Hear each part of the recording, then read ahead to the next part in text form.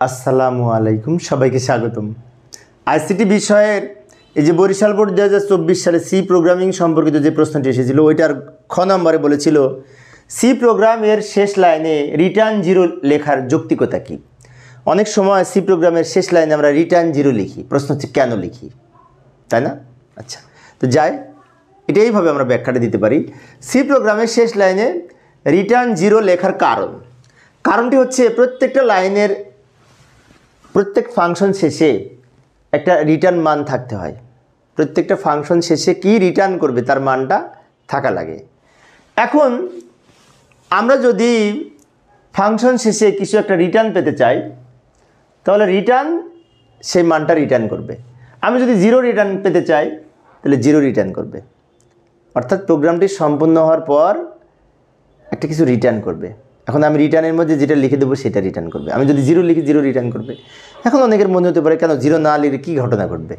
Zero যদি না লিখি তাহলে এই আমরা আইএনটি মেইন ফাংশন যখন ব্যবহার করি, এই যে সি প্রোগ্রামে আইএনটি মেইন বা মেইন ফাংশনটি ইন্টিজার টাইপ ডেটা নিয়ে কাজ করে, কিন্তু যখন কোনো মান পায় না তখন প্রোগ্রামটি কম্পাইলার কম্পাইল করার সময় এই মানটা প্রোগ্রামের শেষে দেখাবে। প্রোগ্রামের আউটপুটের সাথে এই লম্বা মানটা দেখা যাবে, একটা মেসেজ পাঠাবে। আমি যদি রিটার্ন জিরো না লিখি তাহলে function should be return a value in function main. তার মেইন ফাংশনের আমাদের একটা রিটার্ন মান থাকতে হয়, আর সেটা আমি যদি জিরো লিখি জিরো রিটার্ন করবে। আর আমি যদি জিরো না লিখি তাহলে এই মেসেজটা পাঠাবে। কি বলছে আমাকে? Function should be return a value, মানে প্রত্যেকটা ফাংশনের এই মেইন ফাংশনের একটি রিটার্ন ভ্যালু থাকতে হবে। এই একটা লম্বা মেসেজ পাঠাবে। এখন প্রোগ্রাম শেষে যদি আমার এই মেসেজটা বারবার পাঠায় তাহলে একটা কেমন যেন একটা মানে বিব্রতকর অবস্থা না?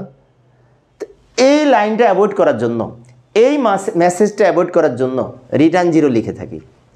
উক্ত মেসেজটি যাতে না প্রদান করে সেই জন্য প্রোগ্রাম শেষে অবশ্যই জিরো রিটার্ন বা রিটার্ন জিরো লিখতে হয়। রিটার্ন জিরো লিখলে রিটার্ন ওখানে লিখে থাকবে রিটার্ন জিরো, আর যদি না লিখি এই লম্বা মেসেজটা দেখাবে। সেজন্য আমরা রিটার্ন জিরো লিখে থাকি। তো প্রিয় শিক্ষার্থী বন্ধুরা, এই ছিল আমার আজকের আলোচনার বিষয়। আমি অল্প অল্প করে আলোচনা করি। আর এই অধ্যায়ের সৃজনশীল প্রশ্নের, শুধু এই অধ্যায় না, সব অধ্যায়ের সৃজনশীল প্রশ্নের লিঙ্ক আমি ভিডিও ডেসক্রিপশনে দিয়ে রেখেছি। ওখান থেকে তোমরা সব অধ্যায়ের সৃজনশীল প্রশ্ন পড়তে পারবে এবং দেখতে পারবে। পরের ক্লাসটি দেখার আমন্ত্রণ রইল। খোদা হাফেজ।